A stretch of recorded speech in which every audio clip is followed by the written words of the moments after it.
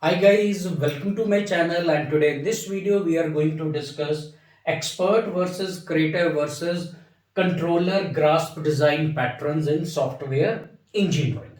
So guys, for the full video all of you stay tuned. Karen Jetley Live. So guys, the first thing first.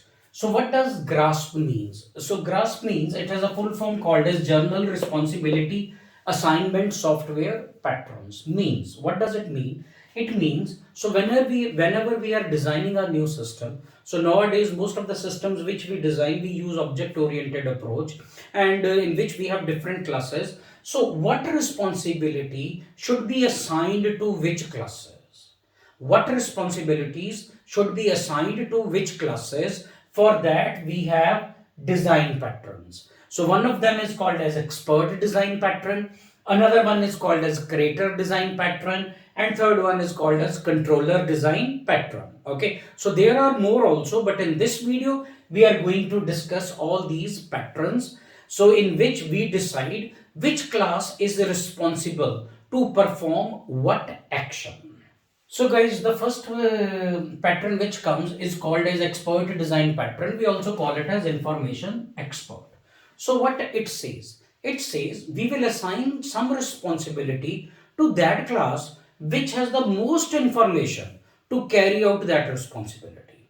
Means a class will be assigned a responsibility which has all the information in order to carry out that responsibility. So what do we call it? We call it as expert design pattern, and the class to which we assign the responsibility which has all the information in order to carry out that responsibility is also called as information expert. Okay, normally in real life also, whom do we assign some responsibility? Whom we feel that person is expert in that particular field. So if I am the expert, so the responsibility related to my expertise will be assigned to me. What makes me expert? Because I have the all the information related to that thing. So what I become? I become information expert. So whosoever has the full information in order to complete some responsibility or some action, okay, so then we assign that action to that class. Why? Because he is the expert in that. So what do we call it? We call it as expert design pattern. Now to explain it, let us take an example of online ordering system.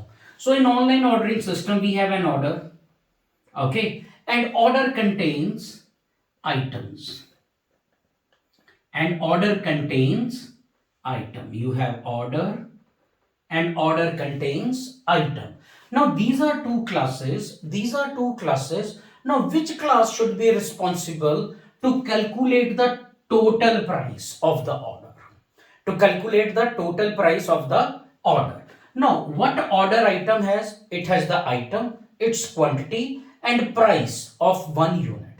It has item, it has quantity and unit price, means one item cost how much. What order has? Order has all the items along with the price. Order has all the items along with the price. Now which class can calculate the order total more effectively? Okay, now this has the price and quantity of each item. Okay, now what this has? This has items. This has all the items. Okay, so since it has all the items, so this has item, its price and all total number of items. So this class has more information in order to calculate the total price. In order to calculate the total price, because it has all the information needed to calculate the total price of the order. So this class becomes an expert. So what responsibility will be assigned to it? Calculate total. Calculate total. Okay. Now out of this, which class should be assigned the responsibility to calculate subtotal? Means subtotal is not the total price, rather it is price per item. Okay. Now this class, it has the price, it has the quantity. So it can calculate the subtotal. and from subtotal, this class can calculate the total price. So this becomes an expert in order to calculate the total price, and this class, it becomes an expert in order to calculate subtotal, in order to calculate the subtotal. So what is this thing called as? It is called as expert design pattern. Means assign the responsibility to that class which has all the information, and when you have all the information about everything, so that makes you an expert. So once you are expert, so you get the responsibility in order to complete some action. So I hope you understand this. Now let us move to our next design pattern, that is creator design pattern. Now guys, the next pattern which comes is called as a creator pattern. Now creator pattern says which class is responsible to create the object of which other class. Now which class is responsible to create the object of which other class. Now to decide that, we have certain factors. We have certain factors. So based upon that, we will decide which class can create the object of another class. The first factor says A contains B. So if a class contains the another class or the members of another class, so then class A can create the object of that class. For example, order. Okay, order contains items. Order contains items. Okay, now order contains, so this class contains this, the members of that class. So who should be responsible to create the object of this class? That is order. That is order. Okay, A contains B. So order contains the item. So order can create the objects of item. Okay, another factor is, this is one. Another factor is A aggregates B. Means they have an aggregation relation, that is part of and has A relation. If A class or class B is part of class A, then class A will create the objects of class B. So what do we call it? We call it as aggregate relation.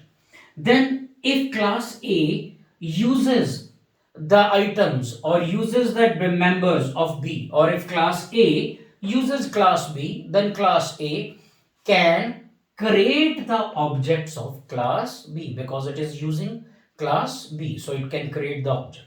And the last factor is A has data to initialize class B, means A contains the constructor of class B. So then also in that case also A can create the object of class B. Okay, so first of all, if it contains B, if it aggregates B, aggregation is also similar to contains B. Okay, or if A class is using class B, then also it is eligible to create the objects, and if A has the constructor of B, then also it is eligible to create the objects of B. And guys, when we assign these responsibilities, there is no hardcore rule for that. So these are the guiding principles. These are the guiding principles. Okay, so which should be responsible for what? So keeping these principles in mind, it guides us. So which responsibility can be assigned to what class? But it is not key always you will follow these. Okay, these are just the guidelines. For your reference, I am telling you. Then guys, the next last pattern is the controller pattern. So guys, the last one which comes is the controller pattern. Okay, what is controller pattern? Means which class should control the major events, okay, from the user interface. Now what do we mean by this? So whenever you are ordering something, okay, so there you, what we see is the user interface of any system. Okay, so when you click on create order, so in response to that event, so behind the user interface, there is a controller class. We may call it as order controller. Okay, which will create new order. It will add the items to the order. And it will calculate the total price for the order. Means it will control all the events related to creating an order. Okay, so now normally the controller classes, they are not part of your domain classes. So these are the additional classes which we add to the system in order to control the working of the system, in order to control the working of the system. So what do we call it? We call it as controller classes. So basically when you click create an order, okay, so when you do that event, so behind the scenes, okay, behind the user interface, there is a class called as control order controller, which will create a new order, create a new instance of order, add the items to the order, calculate the total price. It will handle all that operation. So basically it will control all the operations related to creating a new order. So what do we call them? We call them as controller classes. And controller classes, as I told you, they are not part of your system domain. These are the additional classes which we add to the system in order to manage the working of the system. So what do we call it? We call it as controller patron.